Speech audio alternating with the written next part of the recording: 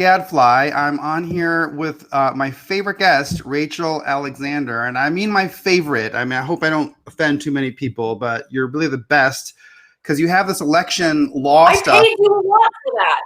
I paid a lot. You did. You paid a lot. Okay, so I'm going to just let Rachel introduce herself for a second while I put all these feeds up here and I get them all put in the thing. So, Rachel, tell me a little bit. You're in Arizona. So tell us about your experience in Arizona, and then we'll get into the status of all of these states that are up for grabs. Well, what's going on here in Arizona is, in my opinion, actually better than what's going on in the other swing states. Because, first of all, our governor is holding back on calling the state for Biden. In our state, we have not yet certified the vote for Biden, unlike, I believe Pennsylvania was trying to, Michigan has, and Nevada has. And we're going to be starting our own legislative hearings on Monday. So we have a very aggressive state Republican Party. It's no longer controlled by the McCainiacs. It's run by Kelly Ward, who has been a solid conservative. And so I have high hopes here. We've got two different lawsuits going, not just one from the Republican Party, Kelly Ward, state GOP, but we've got a lawsuit going from Trump. So there's a lot in play here still.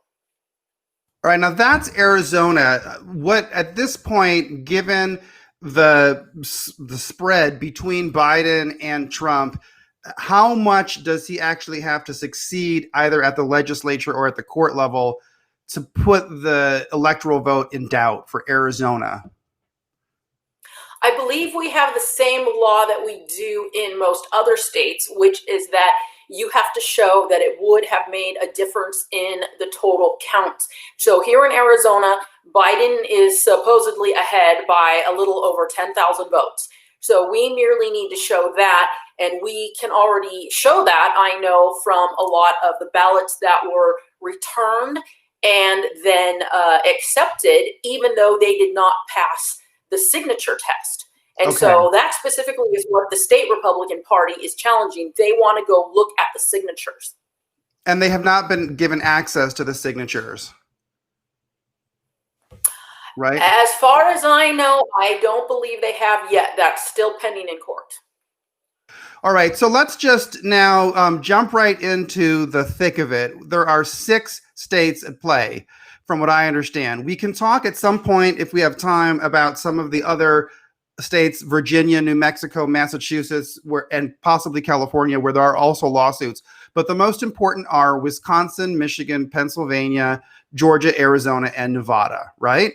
So if you take those 4 states, correct? Right, you take those 6 states together, and it is crystal clear that there is the possibility that there will be enough electoral votes either switched to Trump or suppressed from Biden, that Biden will not be over the 270 mark, and this is headed for the House of Representatives. All right, so that's our beginning point. Let's begin with Pennsylvania. We had pretty extensive hearings in Pennsylvania. I think the reaction was diametrically opposite, which is not surprising. Conservatives walked away from that feeling as though there was a wealth of evidence that was provided, and our case seems really strong. Liberals are saying the hearings weren't that important, and the decision by the appeals court 2 days later basically nullified any advantage that we have from that. What is your reading from the Pennsylvania hearings, and where is Pennsylvania headed right now?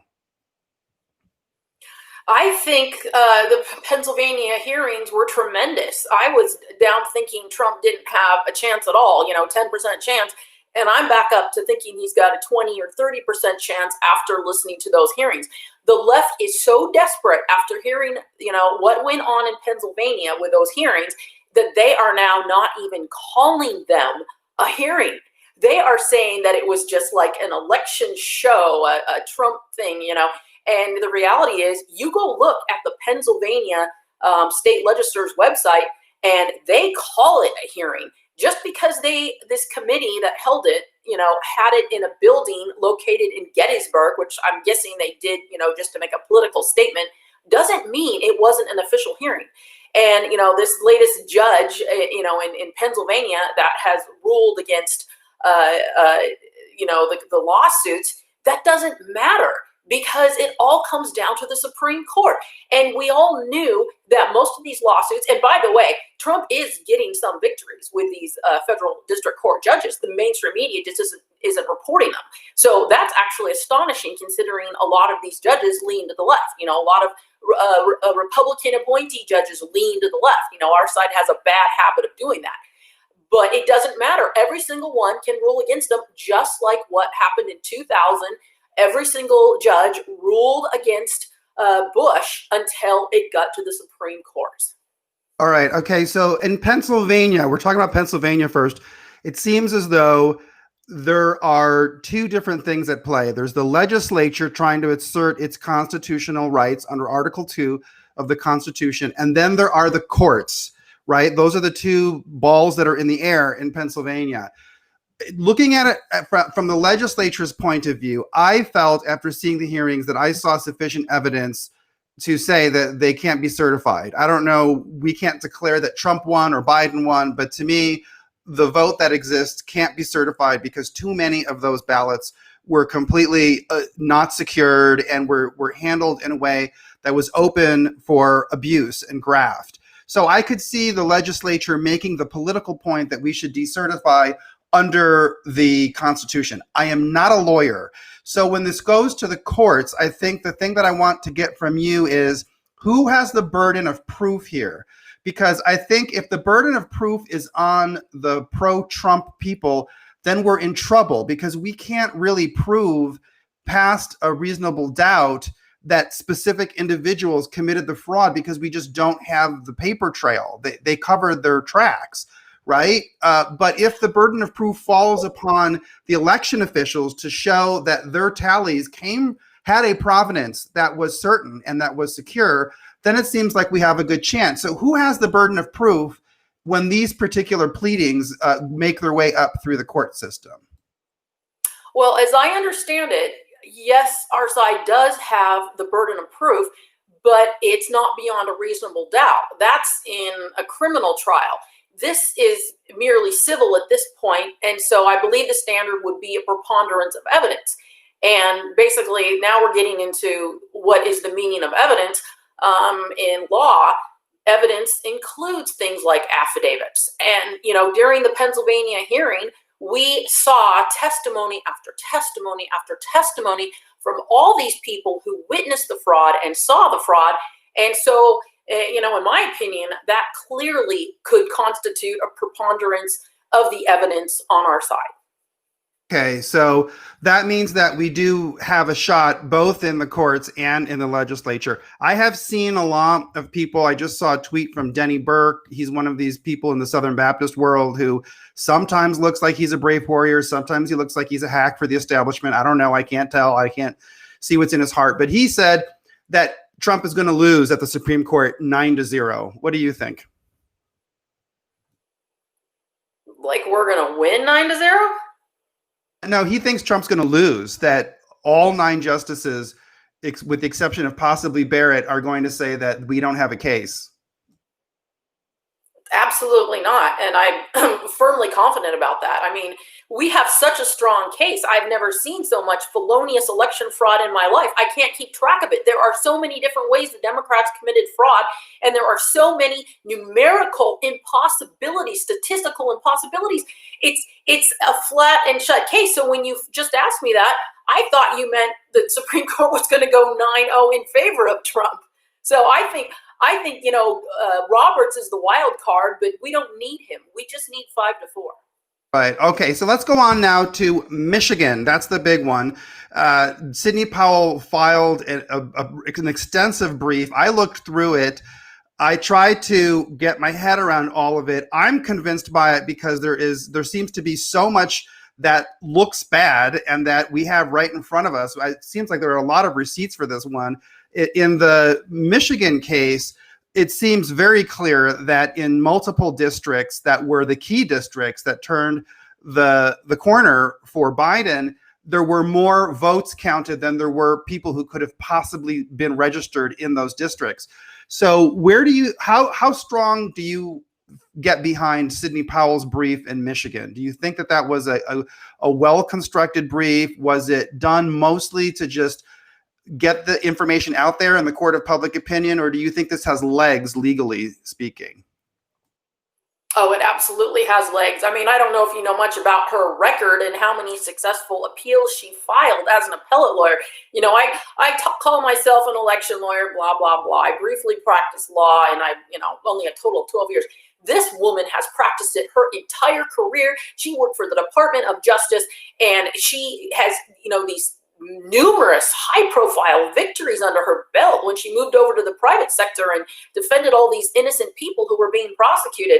And, she said she wouldn't have filed this if she wasn't 100% sure. So, I mean, what she's filed is incredible. And, the only thing I can, guess why the Trump campaign distinguished themselves from her and said that they were separate is because there's just so much felony fraud to try to, go after all of it. It's just too much work. And, with Republican lawyers being threatened off the case right and left, they are running out of lawyers. So they had to, focus on just a few things. And, I had this friend tweet me, saying, why did Sidney Powell have some spelling and grammatical errors in her brief? And I just responded back and said, are you kidding me? Like, people don't understand what she has had to do. It's so monumental, and so much incredible work. And she's got hardly any staff left at this point, I'm sure, because so many have been chased off of it. Really? You're going to notice a couple spelling errors and grammatical errors? I love the fact that there were spelling errors in it, because it's exactly the kind of thing. If she were trying to gaslight the left, that's the perfect way to do it, because they're going to get so focused on that. They're going to strain at a gnat and swallow the camel, and then that's better because it makes it easier for us to take them by surprise on that one. In Michigan, the issue here is that the legislature, who decided to certify the vote ultimately? Was that passed by the legislature, or was it by the election commissioners or the governor? And how were they able to do that when the largest county, Wayne County, there were the two electors who said they were going to certify it and then rescinded their vote? How can any of that stand? Because what we keep on hearing is that in Michigan, they've already certified the vote, so there's no going back.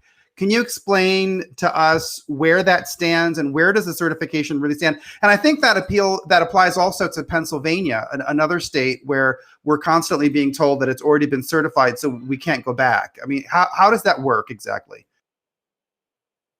As I understand it, it's the legislature itself, and then the governor signs off on the certification. But don't quote me. I haven't double checked that lately, but that's the process. And it can also be undone. It can be undone anytime. And so that's why I find it odd that President Trump has said if all the states, certify by the deadline for certification, which I believe is December 13th or 14th, he said he will concede. Because I don't think that is a complete hard and fast deadline. Anything can change that. We all know in January they can throw the election to the House, which will then, allow each state delegation to vote. So I don't see why everyone thinks that's such a black and white deadline. But I do understand Trump's reasoning, which is that the longer this goes on, the slimmer his chances get. And at some point, he needs to start saving money because they're going to be coming after him, trying to put him in prison. All right. Now, in both Michigan and in Pennsylvania, there were hard numbers that seemed very hard to get past. For instance, in Pennsylvania, they made that announcement that there were 1.5 million ballots that were, or absentee ballots that were processed, but then there were 2.5 million reported in the count. So there was this big gap. And we find a similar thing in Detroit. The numbers look hot, red hot. They got caught, no doubt about it. But I keep on seeing on Twitter these people with these screenshots saying, no, that's not the actual number. Actually, here is the vote count. Where are these screenshots coming from? Do you have any sense at all of what the real numbers were? Were those numbers authentic that they presented before Pennsylvania? And that goes as well for the numbers that Sidney Powell attached in her brief.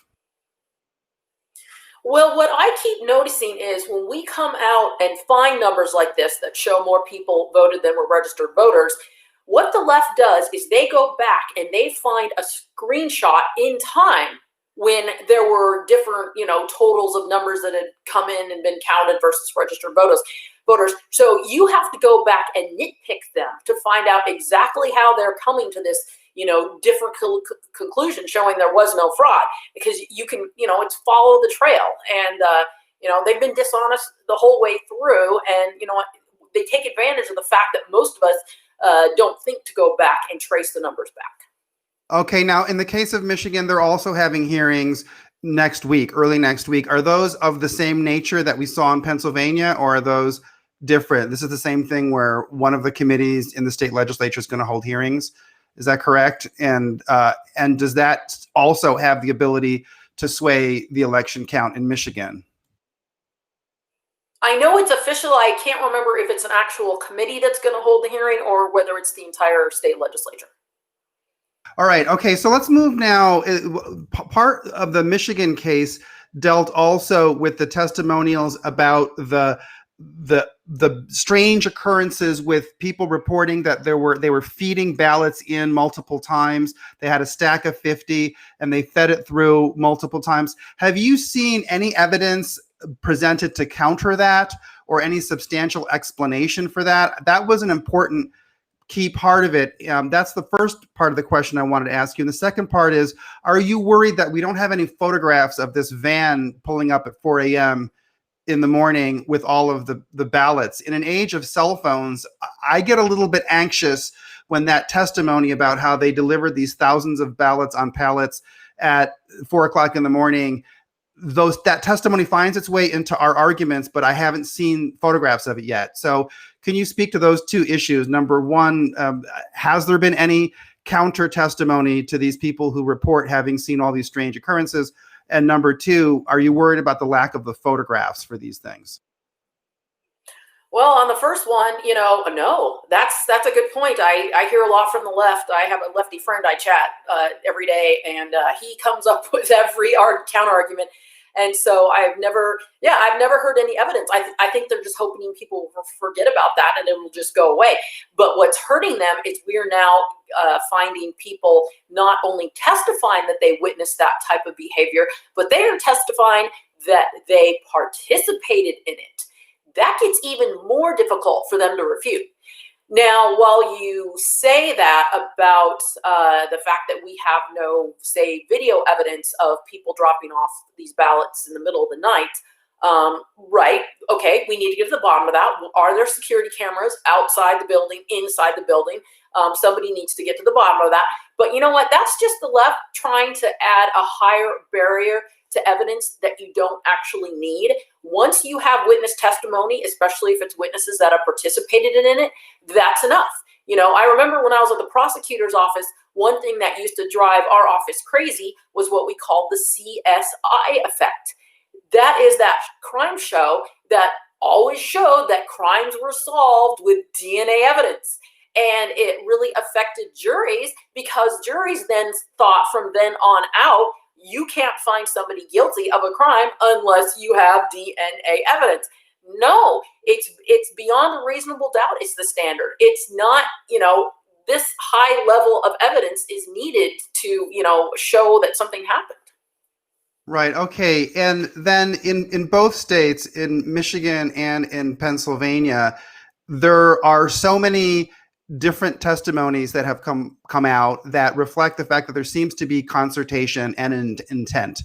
That is to say, there were people who physically corralled the observers far away, or who knowingly refused to explain to them what was going on with the ballots, or who seemed to have the intent to segregate out ballots that were for a certain candidate from others.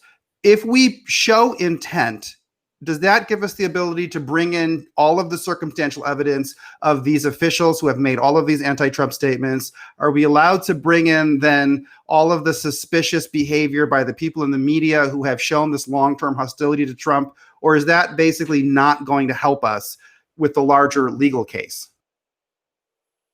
Well, it helps, but the problem is the standard is can you show that that would have changed the number of votes in order to change the election results?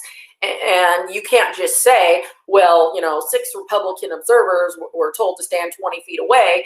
You can't translate that into numbers of votes that it would have changed. Okay, all right. Can we move now to Georgia? I don't know if you have followed a lot with Georgia. Sidney Powell also filed a very extensive lawsuit in Georgia. Lynn Wood filed a separate lawsuit. Apparently, he's not working with either of those two teams. He's not working with Team Trump or with Team Powell. He's working independently. He was given an expedited review by the 11th Circuit Court of Appeals. What does that mean, and what effects does Lynn Wood's case have on the larger plan of things? Well, it all comes down to the judges. The judges could say, you have no interest. I mean, they can just randomly pick and choose and say, okay, you don't have any interest because you don't live in this state, or you don't have any interest because you're just a voter, you're not an actual elector, or I mean, it gets really arbitrary, and so that's why whatever the 11th Circuit rules, even if it agrees to hear the case, it's not going to matter. What's going to matter is if the U.S. Supreme Court accepts Lynn Wood's case and decides to decide it on the merits. All right. Now, from what I understand with Sidney Powell's brief that she filed, she's asking for an injunction. Can you explain what that means? The injunction actually involves throwing out the vote, right? Throwing out the results or not being able to certify them. What's the difference between an injunction and a ruling against somebody? Just for those of us who are not lawyers. Well, an injunction is just a temporary thing that happens. And by the way, in Sydney's injunction, oh my gosh, she has asked for like 15 things, not just not certifying the vote, but, changing the vote over to Trump and, investigating the machines and counting the votes again. And I mean, she's asked for a million things. So an injunction is just a temporary thing in the middle of litigation, and it doesn't resolve the whole thing like a court decision dismissing the lawsuit or ruling for the plaintiffs or against the plaintiffs would do. It's just gonna stop the proceedings from going the way they are right now. And if it's granted, that's usually a really good sign for the person who asked for the injunction. Okay, now Georgia already had a recount. A lot of us have seen all the reasons why that recount is suspicious. They didn't really check. They didn't do a full audit. They only passed basically the same ballots through the same machine. And we had footage that citizens on the ground shared online that showed that there were materials that were being shredded very suspiciously outside of some of these recount facilities. Does the recount having been concluded make our case more difficult in Georgia? It does. And what makes it even worse is, I think this is in Sidney Powell's brief,